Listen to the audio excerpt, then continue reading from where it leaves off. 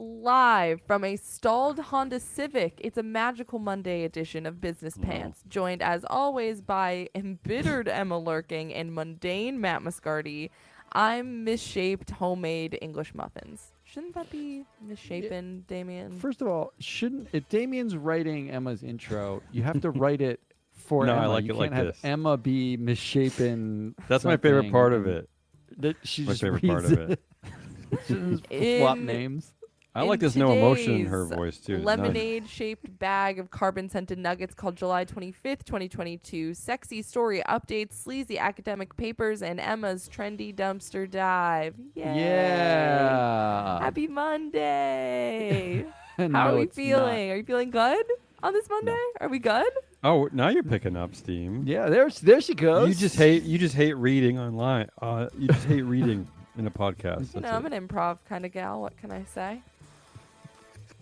If only that were true. Yo, you can't re-intro it. Damien, go. It's your. All right, let's All right, go through some Damien. updates. I got a lot. Yeah, let's we get through it. we got to start, unfortunately, here. Oh no, actually, can I start with a simple blowhard headline that I really enjoyed this morning? I just like this. I just like the way this sounded. Okay. Okay. Here's the headline. A 32-year market vet breaks down why he certainly wouldn't rule out 33% further downside in stocks as the market battles inflation, historically high valuations, and over-optimistic earnings expectations. How is that a? So wait. headline? Let me repeat that. Certainly wouldn't rule out 33% further downside in stocks. Imagine doing something because a 32-year vet wouldn't rule out Certainly some wouldn't random rule out. number. What is this? It's a good headline. Good pull. Let's talk Any about real Elon news, Musk. though? Unfortunately, I'm really doing this for you, Emma. Why? Here we go. Because you're a big Wall Street Journal fan. Here we go. Elon Musk friendship with Sergey Emma. Brin is ruptured by alleged affair. Let's talk about the bromance first. Sergey Brin, one of the co-founders of Google, was a Tesla investor, providing Tesla with $500,000 during the 2008 financial crisis. Musk was especially close to Brin and Brin's fellow Google co-founder Larry Page, and the three of them were involved in, quote, the world's weirdest friendship, end quote, according to a 2015 Vice article. I don't know I don't know what any of this means. What is that? That has some undertones, yes. does it not? According to Business Insider, Elon Musk's affair with Sergey Brin's wife prompted Elon Musk's divorce, and Elon Musk was said to have dropped to one knee and begged for forgiveness. That's a little dramatic. Drop okay. to one knee. Speaking of dramatic, here's how Elon responded. Of course, on Twitter, he is true to Twitter. Let's be right. He does love. He his doesn't want to Twitter. buy it, but he does. Doesn't want to buy it, but he certainly loves like it. He says this is total BS. They're friends. They went to a party last night. I've only seen Nicole twice in 3 years. Nothing romantic. Then he said, haven't even had sex in ages. Sigh. But we know that can't be true, right? With 10 children, right? Ages? How many ages Depends is he on how you referring define to? an age. Yeah. Do you think he only has he was sex just if on he's planning to vacation. conceive? Yeah, he might Yeah, only be a that might be procreator sexer. Yeah, it might okay, be he true. also said the character assassination attacks have reached a new level this year, but the articles are all nothing burgers. I'm disappointed by this because that's one of my favorite phrases, nothing burger. I don't like that he's saying that. You get a corner on that market? He went on to criticize the Wall Street Journal, saying that it should be running stories that actually matter and that have a solid factual basis. So let's get into it. The Wall Street Journal, owned by Rupert Murdoch, who also, over the weekend, op-eds in both the Wall Street Journal and the New York Post saying that Donald Trump is a big fat mess, which we know, but, sort of, it's interesting because Fox News, of course, helped, the rise of Donald Trump. So now it looks like Rupert Murdoch is coming out against Elon Musk. We were talking about it here. We don't really know why, other than this one little tidbit, and this is why you have to listen to Free Flow Media Business Pants, because we always bring it back to a board. And let's throw over to Matt's Conspiracy Corner, because I'm going to remind everyone that Rupert Murdoch's hated son, James Murdoch, the only Murdoch I guess who's not crazy. Well, he's not. He's the illogical liberal out of the group, right? He's in the show Succession. Yeah, he would be the drug-addled son that is trying to take down the empire. But anyway, he's on the board of Tesla with Elon Musk. So Matt, what you got some conspiracies for us on this one? All right, hold on a second. I'm going to put on my conspiracy hat. That's Ooh. it? Just a regular cap. Okay. I like it. But it's I our like hat. it. Here's a conspiracy theory for you. Yes.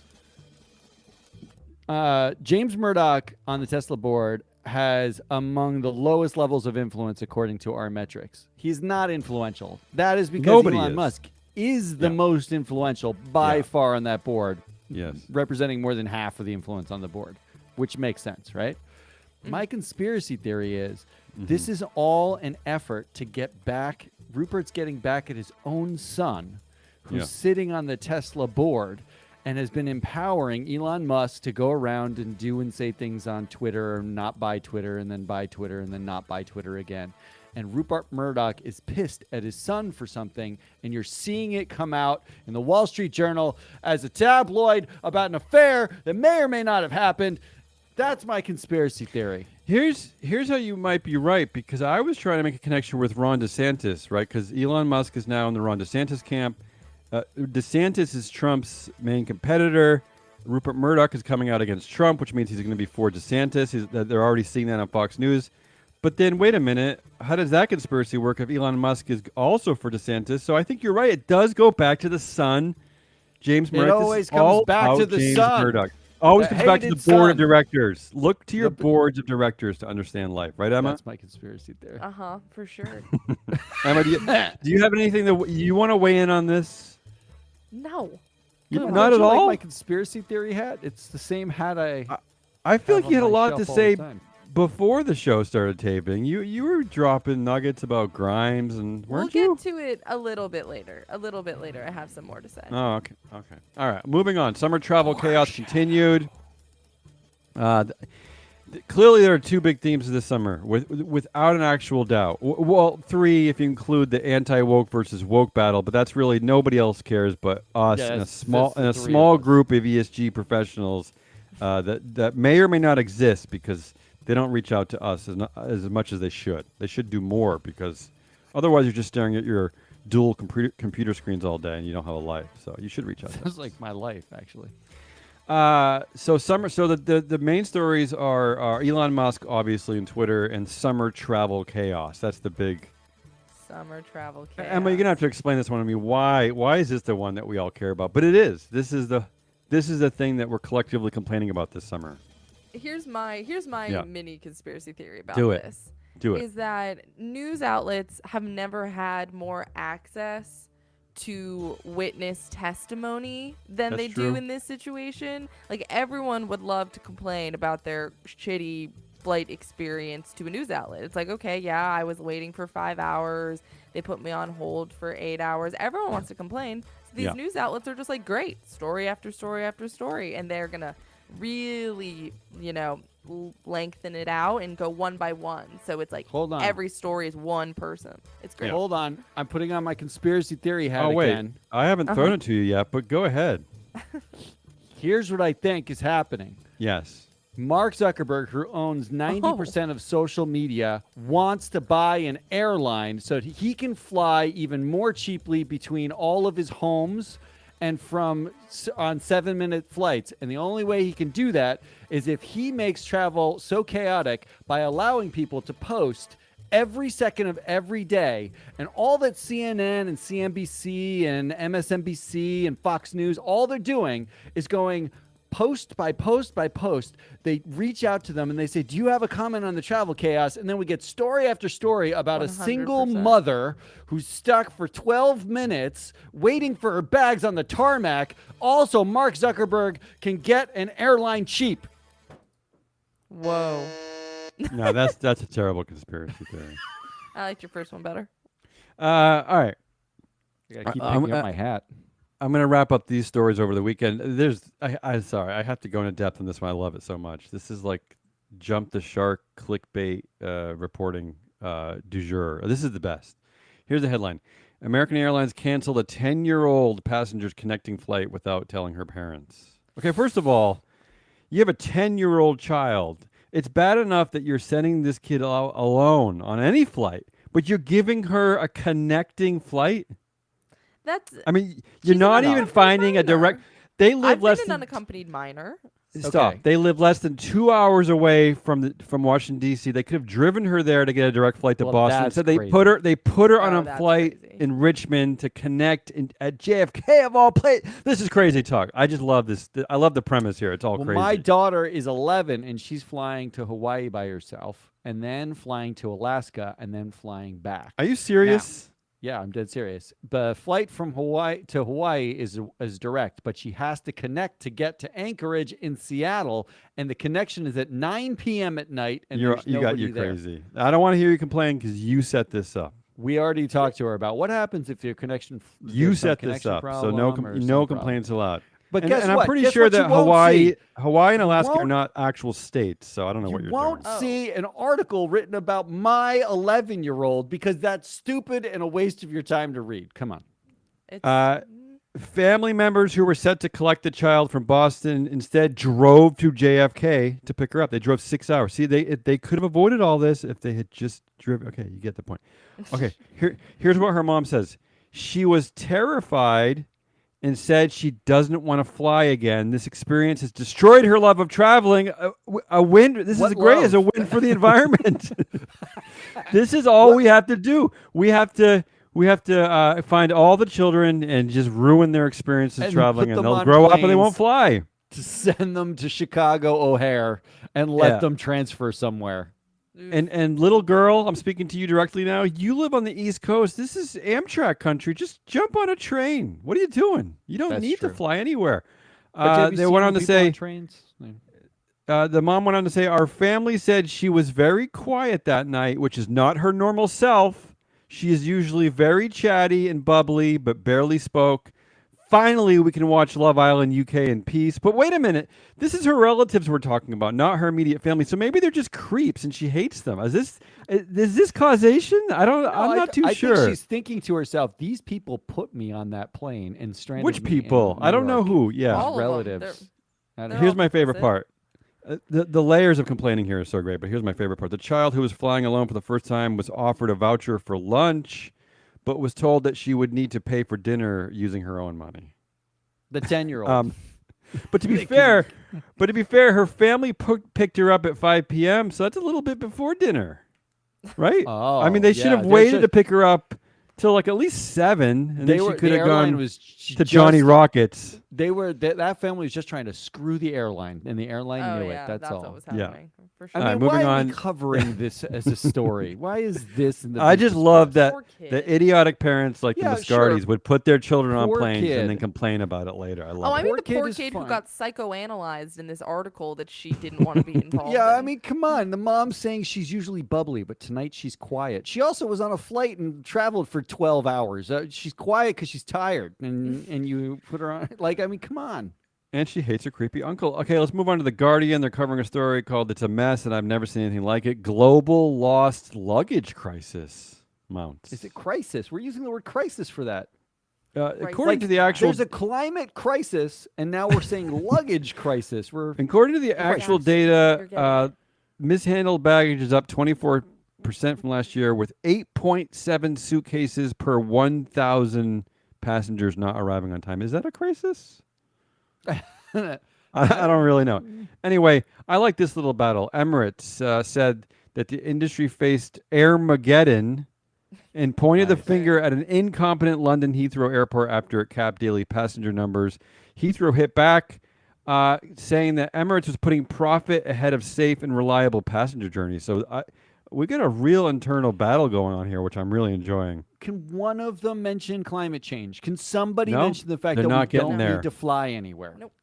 Here's my favorite hyperbole from all this. They're calling it similar cemeteries of lost bags. Cemeteries of lost bags. That's what they're calling it. Wow. We are max hyperbole right now.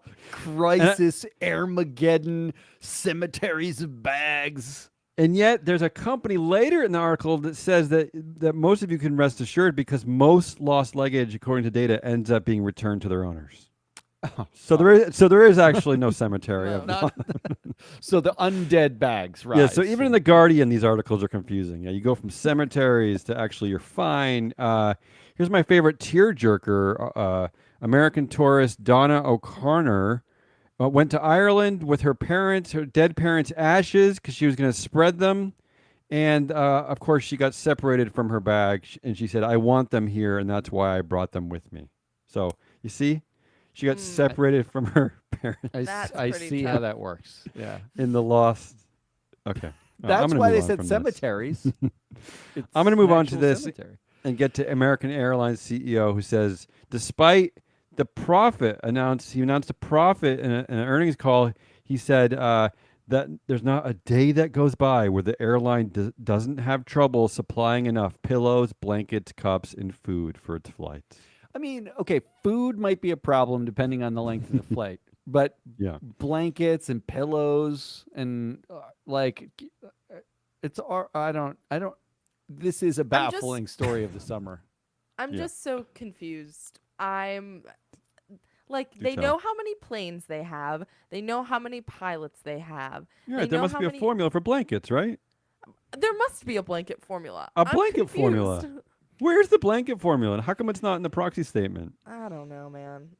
And what does the CEO pay to blanket ratio? That's what I really want to know. When are we going to get the first clampdown from the oversight board on exaggerations about terrible air travel? Waiting for that ruling. Yeah. What's worse, losing your parents' ashes or not getting a voucher for dinner? It's really 60-40. You pick which way. All right, let's move on to our final update. This is a story that Emma, I think you originally covered. And yes, this is a real company. This is actually publicly traded company, World Wrestling Entertainment. When we were kids, it was WWF. Now it's WWE. Baby.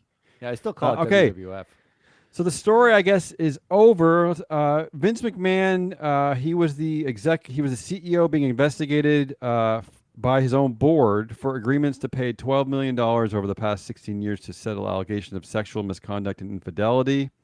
That was a story first reported by the Wall Street Journal. The Wall Street Journal is getting involved in a lot of sexy stuff these days, which I appreciate. So here's the end of the story that just dropped in the SEC. Vince McMahon is out. He's not lingering on the board. He's resigning as CEO, as chair, as direct, everything. He's gone. He's actually gone. But there's a little bit of subtext to this that I'll get to in a few seconds. Data. Data's yeah, got subtext. So there will be now co-CEOs. His daughter, Stephanie McMahon, I guess not good enough to be actual CEO. She's going to be helped by Nick Khan. Yeah. Bingo. And then a little side bit here, which I like. Triple H, the former wrestler Triple H, Paul Levesque, who's Stephanie's husband, will step up and assume all responsibilities related to WWE's creative, on top of his role as Executive Vice President, Global Talent Strategy. So here's the subtext here. Vince McMahon and the Levesque family, because remember the new co-CEO is married to Paul Levesque, that's Triple H. They control 88% of the vote at this company due to a dual-class share structure. So in reality, Vince McMahon, they're making all the great statements. It makes it look like he's culpable of something. It makes it look like he's actually there's something, a price to be paid for all this, but nothing has changed here. He still controls 88% of the company. His daughter is the co-CEO. His son-in-law is stepping up to be a top three. This is A it. totally different power handoff. I feel like everything has changed for the WWE. Yeah, and yet again, the reason why I bring this up time and time and again is that the reporting on these articles never mention this fact. They never bother to dig into who owns these actual companies, who has the actual voting Much power. less So what they. unimportant. But why? Why don't they? I don't really understand it. Why? Much less measure the influence in the boardroom, because we said here that Stephanie McMahon, and this is like out of 1,000 U.S. companies, was effectively the weakest influence CEO in the U.S., right? Like she sits on her board and she has the least amount of influence. And why? Because Vince McMahon still owns the company. Like, this is just stupid. Do you think like Triple H isn't going to call I mean, like, he's not going to call Vince when they got a problem, or Stephanie's not going to be like, "Hey, Dad, help me out." This is dumb. These are dumb stories. Well, it's a lot of dumb over the weekend, huh? Hey, this is the country you love. This is why I guess you're trying to ship your daughter. You're doing your best to like get her out, but you're almost to the edge. Alaska, Hawaii, but you can't quite quit, can you? You can't get her all the way to New Zealand. I'm gonna undumb us for a second because it's Nerd Alert time. Are you ready for Nerd Alert time? Nerd Alert time. First, here's a narrative you can suck on. ESG ratings suck because the data sucks. They have an agenda. It's a black box. Maybe not true. Maybe true. But guess what? If that sounds familiar, it's because you're probably a lowly ESG analyst who's listening to the show. You probably hate your life. You're probably sitting in front of your desk, and some jackass client has been coming to you, and they're saying, "Yeah, but isn't like environmental issues just a liberal agenda? Prove that this works." If that's you, if I'm talking to you, yes, I'm about to confirm that the market that everyone thinks is science is in fact a fairy tale. But it's not me. It's Elizabeth Kempf of Harvard and Margarita Sutsora of Washington University, who wrote the paper. Points for learning how to pronounce her name, Matt. And by the way, are you sure the F in Kemp is silent? I didn't call her. I didn't call her. Could be Kemp. Sorry. It could be, sure. But here's the paper from June of this year.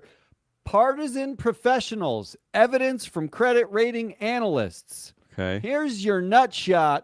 We show that analysts who are not affiliated with the U.S. President's party downward adjust corporate credit ratings more frequently. Can you explain that to me? I don't know what that means. Where I'm going to. Our results show analysts' partisan perception has sizable price effects on rated firms and may influence firms' investment policies. What they found was if you are a Democrat and the president changes from a Democrat to a Republican, you are more likely to push down the credit rating of the companies you cover than normal. Basically, all they found is credit ratings have a partisan impact based on who's president. A couple things to note here. Yeah, please. These what are the takeaways? are not ESG ratings. This study was done on credit ratings. S&P, Moody's, Fitch. Credit. Right. You know, the science. The science, right? Yeah. The final sample was 1,900 issuers or companies and 550 analysts. They used voting records and they used surveys on viewpoints and quarter-by-quarter credit updates. Basically, they used how did they vote, where are they from, what are their perceptions, and then match that against credit rating upgrades and downgrades. Okay. The sectors covered by Democrats are generally utilities and consumer staples, and the sectors covered by Republicans are, you'll be shocked, energy. That's usually what they cover. That's all they get? They give them energy? Get a lot of energy. A lot more Red Sox, Yankees tickets in those companies, though. So maybe that's the theory is that they mostly come from red states, and all red states tend to be energy heavy. So and more Rangers and Rockets tickets. Yes, exactly. During a Republican presidency, Republican analysts upward adjust the credit ratings, meaning more than a Democratic analyst will, a Republican analyst will be really optimistic about the credit of the companies they cover. Oh, my God. Okay, that makes sense. Under Obama's presidency, who's Obama? It reversed. Republican analysts pushed down the credit ratings, while Democratic analysts pushed up the credit ratings. This sounds like actual science.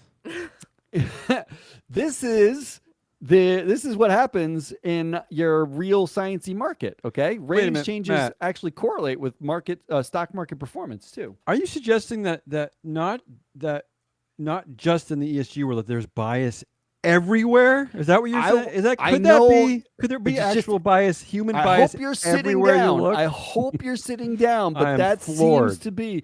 I'm The on credit floor. ratings are subject to the same political forces as your Thanksgiving I'm dinners. shocked. That's I thought it was only liberals. I thought only liberals were political. And last thing to take away here is someone needs to tell the anti-woke this because they're going to find out eventually. But S&P is mostly Democrats, while Moody's is mostly Republican, according to the analysts they were able to review. This I So didn't know. Is this important? What about Fitch? this could be Where's important Fitch? for the Come anti-woke. on, where's Fitch? Fitch is actually mostly it's like right in the middle. They're actually very Good for you, Fitch. balanced. Good for you, Fitch. But forget ESG ratings. You guys are attacking the wrong thing. You think there's liberal bias in ESG ratings? No, it's in credit ratings, and it's inside the credit ratings. It's everywhere, you jackasses. And now there's science to prove it. Go read the paper. I think it's just proven that ESG is just sexier than credit. It's just so much cooler. Yeah. That's What why a- remember conservatives used what to a always bar. they'd always attack porn. Now they're attacking ESG. It's You know, just the way funny it part is. about ESG is it's fairly libertarian, actually, in the way it's constructed. Like, they avoid, we're told a million times, don't have a viewpoint. I don't know how many times you were told to shut up about your opinion, but that's all I was told. All right, Emma. All right. After that uplifting officially segment, cheer us up. Yeah, officially get us back. well, I hate to break it to you, but I'm not going to do that. Sorry. Okay. Welcome Do it. to my trendy dumpster dive. That is Yeah. not as uplifting as one might hope. Let's start off. I have two trends today. The first one is something that I didn't know what it was until today. The XFL. Oh, yeah. You know. He- Do you guys know what he- the XFL is? Yeah, Yeah, what of was course. it? He hate me. She hate me. What Chad was it? Ochocinco, it's he hate me, yeah. He hate me. So I was not familiar with the XFL, and for those of you who, like me, are not familiar with the XFL, it's just like an alternative minor league football league. Yeah, It's- it was boring. It was dumb. Yes. It was supposed to. It was promised to be something because it was. I think it was also Vince McMahon. No. Oh, you ruined my punch. Sorry, I'm sorry, but it was a league that came from wrestling owners, and we thought it would be exciting, but it was even more boring than the NFL. Yeah, so they actually changed some of the rules. Like, I think they got rid of halftime. They did all this stuff to like speed up the game That's and make right, it yeah. more You entertaining. get rid of halftime. What do you less- call it? What is it? What is the opposite of halftime? Just keep playing. Beer minute. Okay. Yep, basically. That's still a So halftime though. the reason that the XFL is trending is very boring. Yeah, Like, why? They're making a comeback. They Oh. announced the cities that their comeback is happening in, et cetera, et cetera. It's- Richmond, Virginia. Yeah. Yeah. But the reason that Damien already spoiled for you that I included Sorry. it is because the original founder of the XFL, which I did not know, was the one and only. Oh, we'll never know, Matt. The one and only. Is this why Vince McMahon stepped down from WWE because he think he's going into work with the XFL? because Oh, no, that she's she's is- back. No, she's Sorry. back. She's back. She's back. We didn't hear who was the original XFL founded by. We Yeah, we cut missed out Vince it. We missed McMahon. it. It You would fr- be our Vince our friend McMahon. Vince Okay. McMahon. rim shot. Yeah. He founded the league in 2001. It had semi-success in the early years, but tanked pretty Not true. colossal failure. And then it relaunched, a new iteration of it relaunched in 2018, which then went bankrupt in 2020 and Sure. was purchased by Dwayne "The Rock" Johnson and his business Ooh. partners. And part of the bankruptcy agreement was actually that Vince McMahon cannot purchase the league back. So Vince McMahon is out, as it would Okay. seem.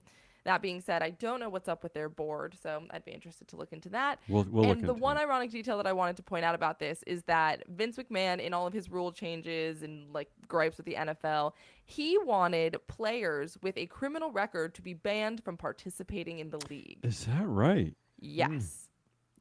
And Is that legal? Is that a legal hiring practice? I don't know because the regulations were never actually implemented, but when they signed Johnny Manziel, who is of course a criminal with domestic violence charges. Oh, that I didn't know. Okay. Yeah, they said that rule was no longer in place. Well, maybe if you're white, maybe if you're a So- white criminal, it's fine. Right. But Yeah. they also are banned in their players are banned in their contracts from protesting the national anthem, but they are allowed to smoke weed. They are not drug tested for weed. Why are all?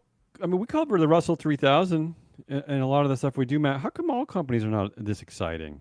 How come we? How come we don't have these type of discussions with everything about like white criminals and weed and what's going on? What's wrong with every other company? Is this exciting?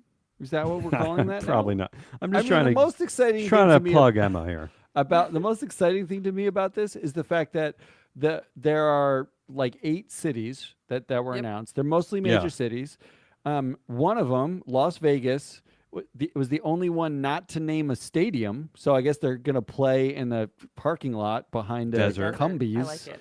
And the other stadiums are basically like they're like minor league baseball stadiums and small green areas next to a park, right? Like Yeah. it's not exactly like they're playing This is in sad. yeah, it's a is little sad. sad. That's the most exciting part about this, how sad it is. What else you got, Emma? Number 2, the big trend over the weekend was, Yes. of course, Sergey Brin, Of course. who we have already discussed. But because we have already discussed this headline, I like to use this opportunity to plug another Elon-related story that came out this past weekend. Thank you. I hope it's the one I'm thinking of because I included one and I didn't get to the. Come on, what do you got? What do you got? For All me? right. So hopefully, in an effort for this to not be swallowed, here it is. Tesla gets its own lane at the Mexican border Yes, after that's Elon it. Musk strikes a deal with local officials. So, first of all, this is wild. This is just simply wild. But here Yeah. are the 3 things that I think are the most important about this article. So, 1, Mexico gave Tesla its own dedicated lane. The U.S. has not given Tesla Yeah, its US lane. It doesn't is care. only a one-way access point, Mhm. and the U.S. and That's U.S. funny. officials have already said that Tesla will not be given its own designated lane at the specific checkpoint that it has, the Mexican one. 2, the lane is only for Tesla as a company and for its suppliers, so it Yeah. is not for its owners. I know Musk that was a cannot just- misleading headline, right? I thought the It same is thing unfortunately initially. Yeah. misleading. Yeah. So Elon cannot just waltz into Mexico in Tesla's designated lane. It is only for like company vehicles and suppliers.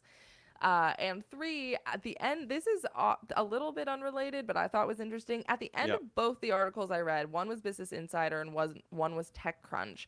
They both said that the reason that they couldn't get a comment from Tesla is because their press office was disbanded.